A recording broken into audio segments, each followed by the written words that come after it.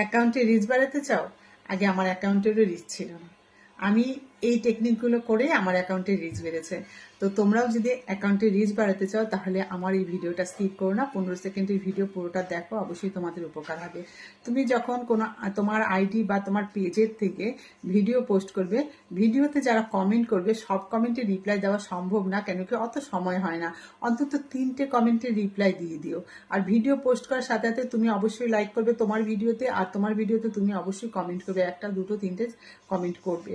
আর যখন তুমি Facebook scroll করবে, সে আইডি হোক আর পেজ হোক, স্ক্রল করতে করতে তোমার সামনে যে ভিডিওগুলো আসবে সেই ভিডিওগুলোতে অন্তত লাইক আর কমেন্ট যে কটা তোমার সামনে আসবে স্ক্রল করলে করে ছেড়ে দিবে।